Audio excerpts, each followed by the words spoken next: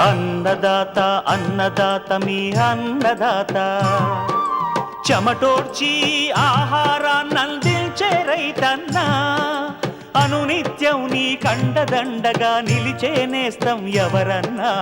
అన్నదాత అన్నదాత మీ అన్నదాత.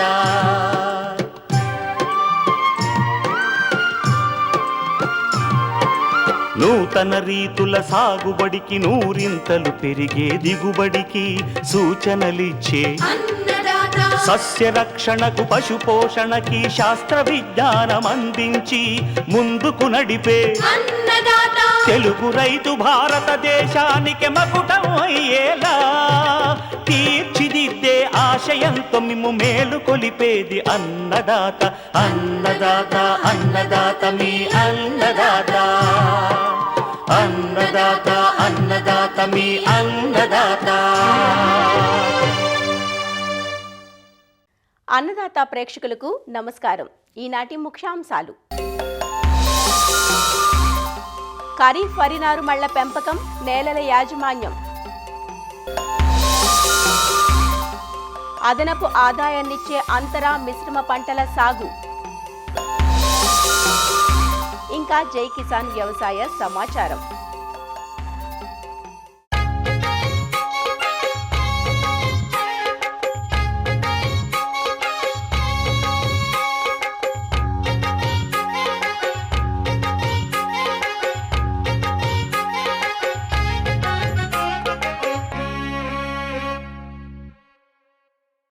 వానాకాలం వరికి సమయం ఆసన్నమైంది.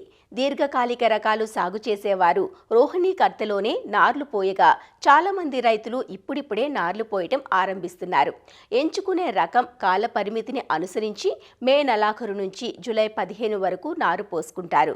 నారు కొద్దీ పైరు అన్నారు కదా, నారు ఎంత నాణ్యంగా ఆరోగ్యంగా ఉంటే పైరు అంత బాగుంటుంది.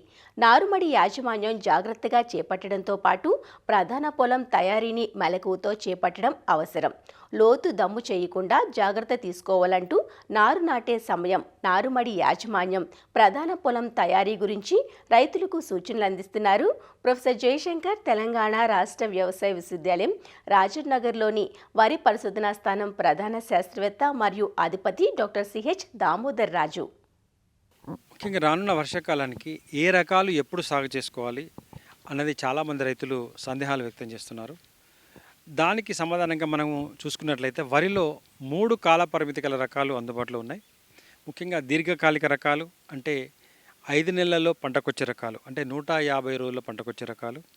తర్వాత మధ్యకాలిక రకాలు అంటే 4 నెలల 15 రోజుల్లో పంటకొచ్చే రకాలు, అంటే 135 రోజుల్లో పంటకొచ్చే రకాలు. తర్వాత స్వల్పకాలిక రకాలు 4 నెలల్లో పంటకొచ్చే రకాలు, అంటే 120-125 రోజుల్లో పంటకొచ్చే రకాలు.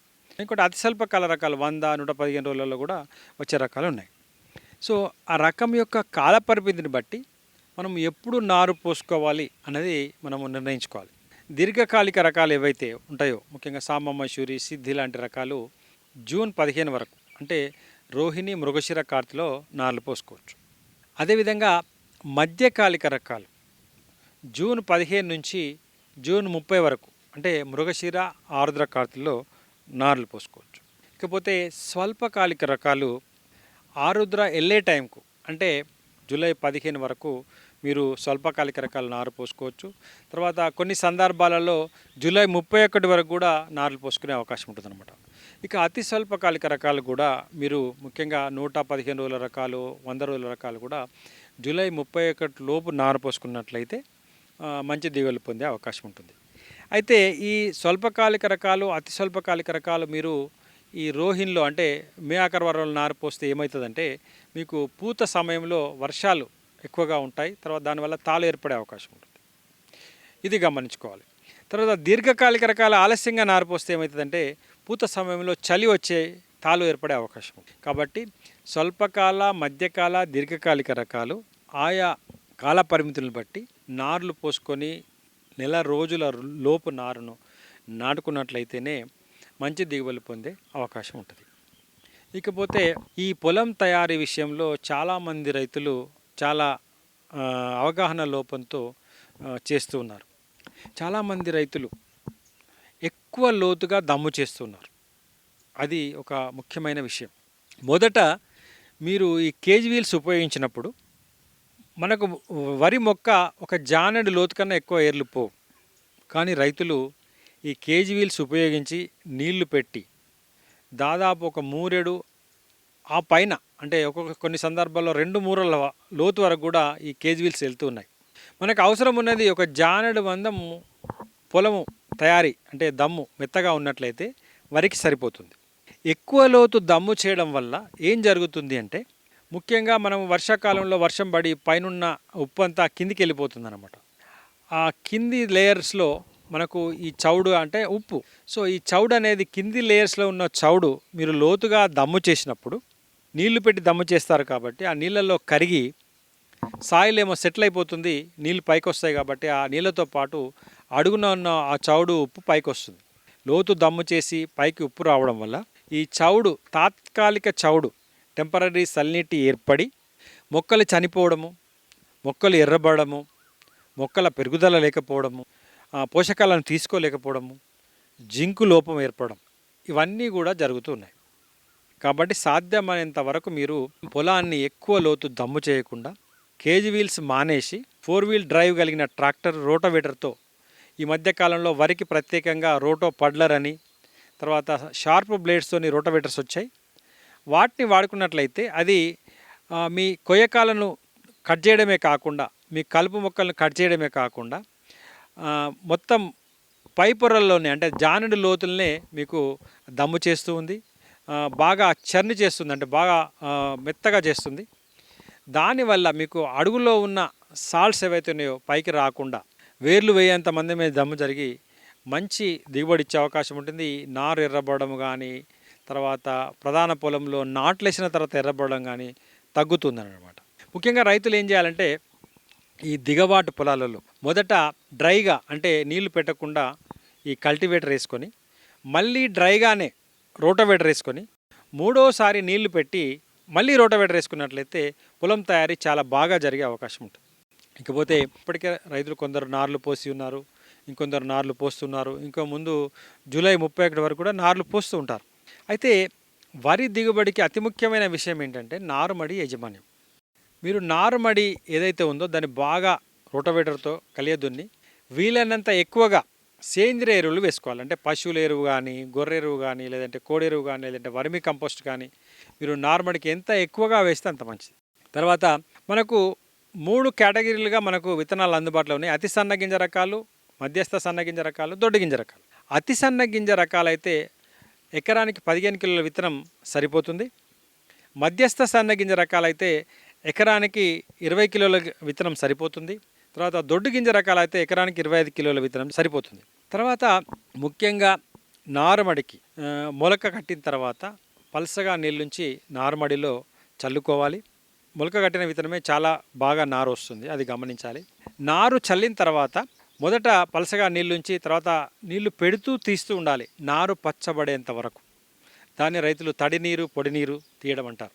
ఇంకొకటి నారుమడికి సరి అయిన ఎరువుల యాజమాన్యం చేయాల్సి ఉంటుంది. ముఖ్యంగా 1 ఎకరా సరిపోయే నారుమడికి దాదాపు 4 కిలోల యూరియా 2 భాగాలుగా చేసి నారు పచ్చబడిన తర్వాత 2 కిలోలు, తర్వాత 15 రోజులకు ఒక 2 కిలోలు ఎకరా సరిపోయే నారుమడికి వేసుకోవాలి. తర్వాత నారుమడి తయారు చేసేటప్పుడే ఆఖరి దమ్ములో 1 ఎకరా సరిపోయే నారుమడికి 1 కిలో డిఏపి వేసుకోవాలి, 2 కిలోల పొటాష్ వేసుకోవాలి. తర్వాత జింకు లోపం రాకుండా అంటే 1 ఎకరా సరిపోయే నారుమడికి 1 కిలో జింక్ సల్ఫేట్ వేసుకోవాలి.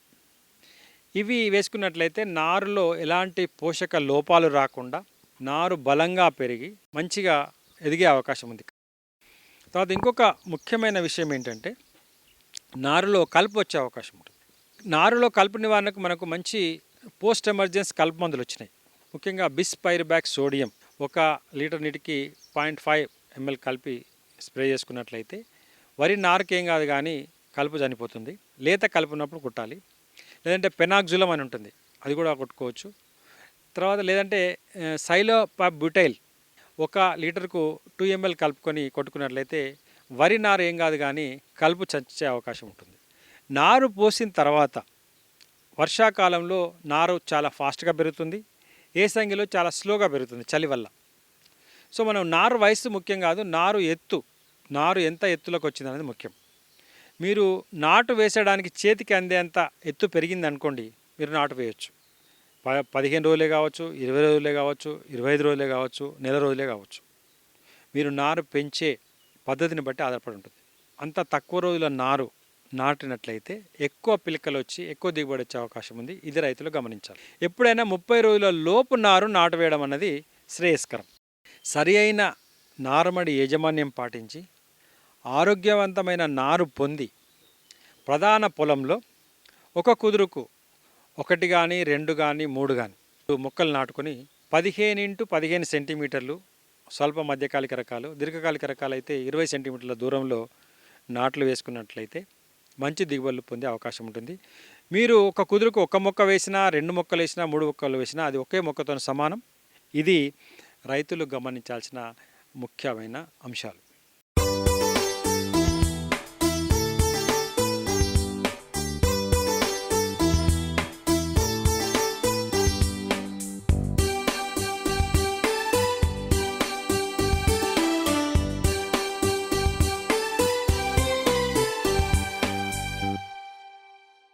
వ్యవసాయంలోని ఒడిదుడుకులను, నష్ట భయాన్ని తగ్గించుకొని ఉన్న పొలం నుంచి అధిక ఆదాయాన్ని పొందే మార్గమే అంతర పంటల సాగు. ముఖ్యంగా అంతర పంటల సాగు ఈ మధ్యకాలంలో రైతుల ఆదరణ పొందుతోంది. అంతర పంటల సాగుతో రైతుకు కాలం కలిసి వస్తే 2 పంటల నుంచి ఆదాయం వస్తుంది. లేదంటే కనీసం 1 పంట నుంచైనా ఆదాయాన్ని పొందే అవకాశం ఉంటుంది. అంతేకాదు కలుపు సమస్య కూడా తగ్గుతుంది. నేల, నీరు, ఎరువులు సమర్థంగా వినియోగించబడతాయి. మరి రైతుకు అంతటి ప్రయోజనాన్ని కలిగించే అంతర పంటల ఎంపిక కీలకంగా ఉండాలి. మనం వేసే అంతర పంటలు ఒకదానికొకటి పోటీ ఉండకూడదు. మరి ఏ పంటలను అంతర పంటలుగా ఎంచుకోవాలి, అంతర పంటలతో కలిగే ప్రయోజనాలేమిటి అనే వివరాలను ఆచార్య ఎన్జీ రంగా వ్యవసాయ విశ్వవిద్యాలయం ఆముదాల వలస కృషి విజ్ఞాన కేంద్రం శాస్త్రవేత్త డాక్టర్ కిరణ్ కుమార్ నుంచి తెలుసుకుందాం. ప్రస్తుతం రైతు సోదరులు తొలకరి పంటలు వేసినప్పుడు ఏమంటానంటే, ఏవైతే దూరంగా వరుసల్లో విత్తినటువంటి పంటల్లో అంతర పంటల్ని వేసుకొని కూడా మంచి దిగుబడులు రావడానికి ఆస్కారం ఉంటుంది. పొలంలో ఒకే సమయంలో ఒకే పంటను మనం పండించినప్పుడు ఈ అనిశ్చిత వాతావరణ పరిస్థితికి పంట గురైనట్టయితే మొత్తం పంటంతా కూడా నష్టపోయే అవకాశం అనేది ఉంటుంది. అదే కనుక అంతర పంటలు వేసినప్పుడు, అంతర పంటలు అంటే ఏంటంటే ఒకే పొలంలో ఒకేసారి ఏకకాలంలో 2 లేదా అంతకంటే ఎక్కువ పంటలు మనం పండించడాన్నే అంతర పంటల సాగు అంటాం. ఇలా అంతర పంటలను మనం సాగు చేసినప్పుడు ఏమవుతుందంటే, ఈ అనిశ్చిత వాతావరణ పరిస్థితిలో ఒక పంట పోయినప్పటికీ కూడా ఇంకొక పంట రైతుకి రావడం వలన మనకి ఆదాయం పెరుగుతుంది. అలాగే వాటితో పాటు వారికి తినడానికి కూడా గింజలు ఉండడానికి కూడా మనకి అవకాశం ఉంటుంది. కాబట్టి ఈ అంతర పంటలను సాగు చేసే విధానం అనేది రైతు సోదరుల తొలకల్లో అవలంబించుకుంటే బాగుంటుందన్నమాట. అలాగే ఈ అంతర పంటల్ని మనం సాగు చేసినప్పుడు కొన్ని రకాల ప్రయోజనాలు కూడా మనకు ఉన్నాయి. అంటే ఏకకాలంలో ఒకే పొలంలో 2 పంటలు పండించడం వలన వాతావరణం మనకు అనుకూలించినప్పుడు 2 పంటలు కూడా మనకు చేతికొచ్చి నికర ఆదాయం అనేది నిర్ణీత స్థలంలోనే ఎక్కువగా రావడానికి అవకాశం ఉంటుంది. అలాగే 2 లేదా అంతకంటే ఎక్కువ పంటల్ని మనం పొలంలో పండించినప్పుడు ఏమవుతుందంటే కలుపు తాలూకా ఉధృతి కూడా చాలా వరకు మనం తగ్గించుకోవచ్చు. అలాగే పోషకాల వినియోగ సామర్థ్యం కూడా మనకు పెరుగుతుంది అంతర పంటల వల్ల.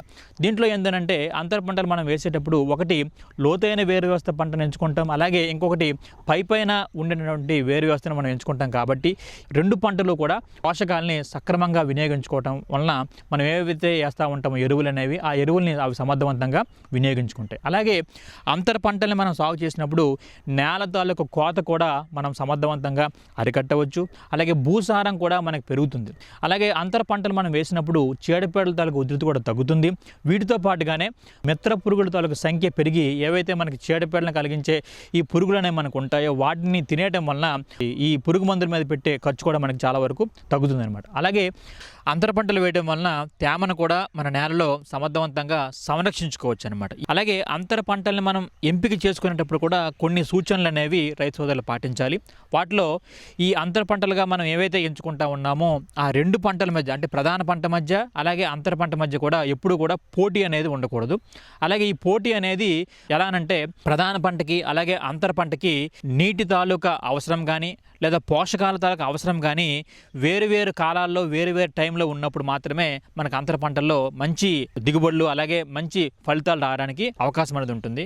ఈ ప్రధాన పంట మీదకి అలాగే అంతర పంట మీదకి ఒకే రకమైనటువంటి ఈ చీడపీడలు రాకుండా ఉండే పంటల్ని మనం ఎంచుకోవాలన్నమాట. అలాగే మనం తొలకరలో ఎక్కువగా ఈ కంది పంటనే సాగు చేస్తూ ఉంటారు కాబట్టి కంది పంటలో మనం సుమారుగా 120 సెంటీమీటర్ల నుంచి 150 సెంటీమీటర్లు ఒక వరుసకి పెడతాం కాబట్టి ఈ కంది పంట వేసేటప్పుడు అంతర పంటలు వేసుకోవడానికి చాలా ఎక్కువ అవకాశం అనేది ఉంటుంది.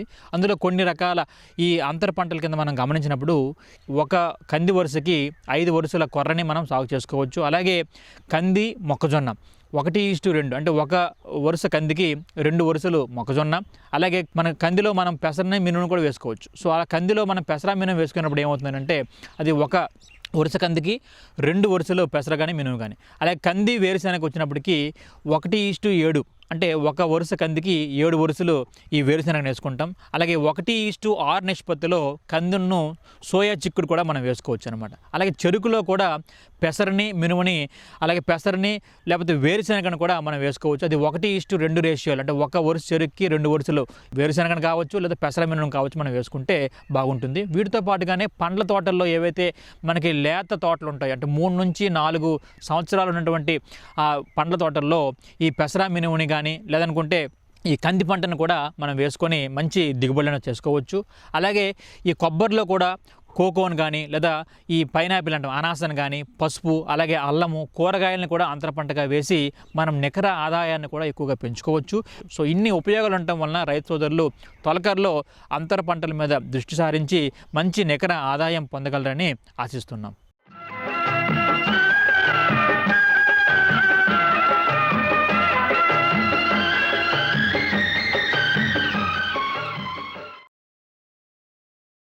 అన్నదాత టోల్ ఫ్రీ నంబర్ ద్వారా పంటల సాగులో రైతులు లేవనెత్తే సందేహాలకు దృశ్య రూపం మీకోసం. మా మామిడి చెట్లపై ఎర్రటి పూలు గల తీగలు అల్లుకుంటున్నాయి, వీటిని ఎలా నివారించాలి తెలియచేయండి అంటూ అడుగుతున్నారు తూర్పుగోదావరి జిల్లా కడియం నుంచి బోనం సత్యనారాయణ. లొరాంథస్ పరాన్నజీవి అనేది మనకి తెలుపు రంగులో ఉన్న పువ్వుల్ని గుత్తులుగా మనకి పూస్తుంది అనమాట. అలాగే దీని విత్తనాలు కూడా ఎరుపు రంగులో ఉండడం వల్ల పక్షులు చాలా తొందరగా ఒక ప్రదేశం నుంచి వేరొక ప్రదేశానికి దీన్ని వ్యాప్తికి కారణమవుతాయి. లొరాంథస్ పరాన్నజీవి అనేది మనకి జనరల్గా పండ్ల మొక్కలైన నిమ్మ, మామిడి, పనస, సపోటా వంటి పండ్ల మొక్కల్లో ఎక్కువ ఆశించే పరాన్నజీవి లేకపోతే బద్నిక మొక్క. దీనివల్ల ఏంటంటే మనకి దీనికి కాండము ఆకులు ఉండి వేరు వ్యవస్థ అనేది ఈ పరాన్నజీవికి ఉండదన్నమాట. ఈ వేరు వ్యవస్థ లేకపోవడం వల్ల దీని విత్తనాలు కనుక మనకి నిమ్మ కానీ లేకపోతే ఈ మామిడి కానీ ఇలాంటి మొక్కలపైన పడినప్పుడు దీని వేరు వ్యవస్థ లేకపోయినా పాస్టోరియా అనే వేరు వ్యవస్థ వల్ల ఇది మొక్క కాండంలోకి చొచ్చుకుని పోయి నీటిని ఖనిజ లవణాలని పీల్చుకుంటూ ఉంటుంది. దీనివల్ల ఏంటంటే మొక్క పెరుగుదల తగ్గిపోయి మొక్క బలహీనపడుతూ ఉంటుందన్నమాట. ఈ లొరాంథస్ పరాన్నజీవి ఏంటంటే ఆకులు అనేవి ఆకుపచ్చ రంగులో ఉండడం వల్ల దాని అంతటా అది ఆహారాన్ని తయారు చేసుకోగలదు.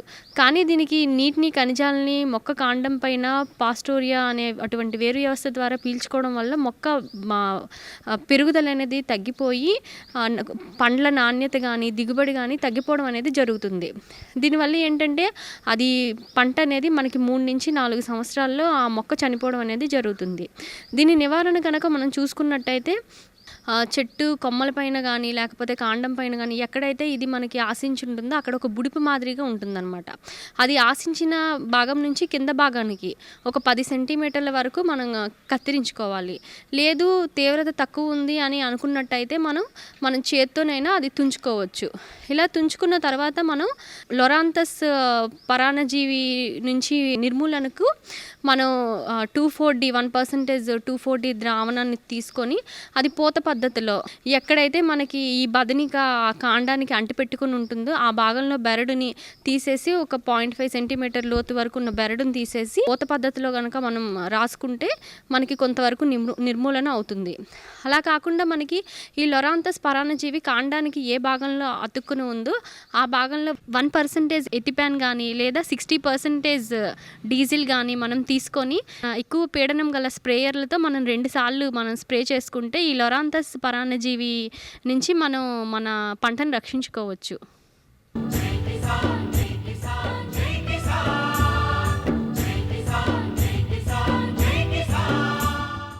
వ్యవసాయ సమాచారం ఇప్పుడు జై కిసాన్లో చూద్దాం. మెదక్ జిల్లా తూప్రాన్ మండల పరిధిలోని మల్కాపూర్ గ్రామ రైతులు కూరగాయల సాగులో ఆదర్శంగా నిలుస్తున్నారు. పందిళ్లు ఏర్పాటు చేసుకుని నాణ్యమైన దిగుబడులు సాధిస్తూ మంచి ధరలను పొందుతున్నారు. మల్కాపూర్లో 100కు పైగా రైతు కుటుంబాలున్నాయి. గతంలో వీరంతా వివిధ పంటలు సాగు చేసేవారు. అనుకున్న స్థాయిలో దిగుబడి రాక ఆదాయం ఆర్జించలేకపోయారు. దీంతో కూరగాయల వైపు దృష్టి సారించారు. అధికారుల ప్రోత్సాహంతో పందిరి విధానాన్ని ఆచరిస్తూ ఆర్థికంగా నిలదొక్కుంటున్నారు. కౌలు పట్టుకొని చేస్తున్నా, ఒక రెడ్డిది బీర పంట వేస్తున్నా. ఒక దాదాపు 30 గుంటల భూమి 20,000 దాకా పెట్టిన ఖర్చు. ఇప్పుడు అయితే ఒకటే వెళ్ళినంటే ఒకటే 2 కాపులలో మాకు ఖర్చు వెళ్ళిపోతుంది. అయితే 2 కాపులలో వెళ్ళలేదు. అయితే దిగుబడి కొంచెం తక్కువ వస్తుంది. కింద లఘు పెట్టలేదు కాబట్టి నాకు దిగుబడి తక్కువ వస్తుంది. లఘు పెడితే మాత్రం ఒక 2 కాపులకు వెళ్ళిపోతుంది. 40 రోజులు కటింగ్కి వస్తుంది. కటింగ్ 2 నెలల నుంచి 3 నెలల దాకా కటింగ్ నడుస్తుంది. కటింగ్ చెప్పిన పంట ఒంటి మామిడిలో అమ్ముకొస్తున్నా. దీంతో పాటు ఒక చుక్కపు పంట పెట్టినా, అది కొంచెము వర్షాల ఖరాబ్ అయిపోయింది. ఎకరం మొక్కజొన్న పెట్టినా, అది అంత మొలిచింది. ఇప్పుడు అది కూడా కౌలుకే చేస్తున్నా. మేము బీరకాయ తోట కానీ, ఆందంకాయ తోట కానీ, మిర్చి కానీ, టమాటా కానీ మంచి పేపర్ వేసి బాగా సాగు చేసుకుంటాం. మాకు బాగా పంటలు పండుతాయి. ఈ వరి పంటలు లాభం లేదు. ఈ మేము తీగ పంట ఎక్కువ వచ్చేసి నుంచి మేము బాగా లాభం పొందినాం. పందిరిపై బీర, కాకర, సొర, చిక్కుడు పంటలను సాగు చేయడంతో పాటు టమాటా, వంగ, ఆకుకూరలను సైతం పండిస్తున్నారు. సాగు ఆశాంతం అన్ని సస్యరక్షణ చర్యలు చేపడుతున్నారు. పండించిన పంటను హైదరాబాద్లోని సూపర్ మార్కెట్లకు విక్రయిస్తున్నారు. పంట నాణ్యంగా ఉండటంతో కంపెనీలు ఒప్పందాలు చేసుకుని మరీ కొనుగోలు చేస్తున్నారని అంటున్నారు. మల్కాపూర్లో ఎక్కువ వ్యవసాయం పైన ఆధారపడి ఉంటాము. నేను ఇంటర్ పూర్తి చేసి తర్వాత అక్కడ హైదరాబాద్కు పని వెళ్ళి, లేదు మా సొంత భూమిలోనే పంట పండించుకొని ఉన్నదాన్ని మార్కెట్ తీసుకోవాలని చెప్పి మేము ఇక్కడ వచ్చేసి వ్యవసాయం చేస్తున్నాను. వ్యవసాయం ఇక్కడ బాగున్నది. ఇందులో కాకర పెట్టాము, వంకాయ పెట్టాము, మిర్చి ఉన్నది. మాకు దగ్గర ఇక్కడ వంటిమామిడిలో మార్కెట్ ఉన్నది. తర్వాత తూప్రాను హైదరాబాద్కి తీసుకెళ్తుంటాము. ప్రస్తుతం అయితే రేట్ బాగానే ఉన్నది. మొన్నటి వరకు పెళ్లి సీజన్ అయి రేట్ అయితే బాగున్నది. ఈ పందిరి సాగులో ఒకసారికి ఖర్చు వస్తే ఒక 1,50,000 వరకు ఖర్చు వస్తుంది. దిగుబడి ఒక 6-7 లక్షల వరకు ఇప్పటి వరకు ఈ పందిలో 6-7 లక్షల వరకు వచ్చినాయి. 4-5 నెలల్లో వేసి నుంచి ఒక 4 లక్షలు మినిమం 4 లక్షల నుంచి 5 లక్షల వరకు వస్తుంది. ఆ ఉన్న స్టేజ్ని బట్టి ఒక 1,00,000 రూపాయలు అటు ఇటు దిగుబడి మాకు అధిక లాభంలో మాత్రం వస్తుంది. ప్రతి ఒక్కరం కూడా వ్యవసాయం మీద ఆధారపడి ఉన్నాము. ఇంచుమించు ఒక 100 పందిర్లు ఉన్నాయి మా ఊర్లో. ఇప్పుడు ప్రతి ఒక్కరు కూడా పందిరి సాగు చేయడంతో చాలా దిగుబడి రావడం జరుగుతుంది. గతంలో ఉన్న దానికంటే వ్యవసాయం ఇప్పుడు చాలా బాగుంది. ఎందుకంటే డ్రిప్ ఇరిగేషన్ కానీ, పందిరి సాగు కానీ చాలా బాగుంది. కాకపోతే ఏంటంటే ఈ సమయంలో ఇప్పుడు ప్రస్తుతం మార్కెట్లో రేట్లు లేవు కాబట్టి కొద్దిగా ఇబ్బంది అవుతుంది. కానీ దిగుబడి మాత్రం ఇంతకుముందు చూస్తే మాత్రం ఇప్పుడు చాలా బాగుంది దిగుబడి. రేట్లు లేవు కాబట్టి మన సూపర్ మార్కెట్లకు రత్నదీప్ కానీ, ఇది మోరు, విజేత అలాంటి మార్కెట్లకు వేయడంతో మంచి క్వాలిటీ ఉన్నది కాబట్టి కొద్దిగా రేటు లభిస్తుంది. విభిన్న కూరగాయల సాగుతో ఒక పంట ధర తగ్గినా మరో పంట నుంచి ఆదాయం వస్తుందని రైతులు చెబుతున్నారు. సరైన యాజమాన్య పద్ధతులతో నాణ్యమైన దిగుబడులు సొంతమవుతున్నాయంటూ సంతోషం వ్యక్తం చేస్తున్నారు. వినూత్న పద్ధతులతో కూరగాయల పంటలను సాగు చేస్తూ ఆదర్శంగా నిలుస్తున్నారు తూప్రాన్ మండలం మల్కాపూర్ గ్రామానికి చెందిన రైతులు. పందిరి సాగు విధానంలో కాకర, బీర, సోరకాయ, టమాటా, వంకాయ వంటి పంటలను పండిస్తూ ఆర్థికంగా లాభాలు ఆర్జిస్తున్నారు. హైదరాబాద్లోని సూపర్ మార్కెట్లకు తరలిస్తూ అక్కడ విక్రయాలు చేపడుతూ ఆర్థికంగా బలోపేతం అవుతున్నారు. కెమెరామెన్ ఉమామహేశ్వరరావుతో సందీప్, తూప్రాన్. మరిన్ని విభిన్న అంశాలతో రేపటి అన్నదాతలో మళ్ళీ కలుసుకుందాం. నమస్కారం. అన్నదాతలు తమ సందేహాలు, సమస్యలను 18004254085 టోల్ ఫ్రీ నంబర్లో ఉదయం 10 నుంచి 11 గంటల మధ్య పని దినాలలో సంప్రదించగలరు. ఈ కార్యక్రమాన్ని యూట్యూబ్లో www.youtube.com/అన్నదాత ఈటీవీ లింక్ ద్వారా వీక్షించవచ్చు.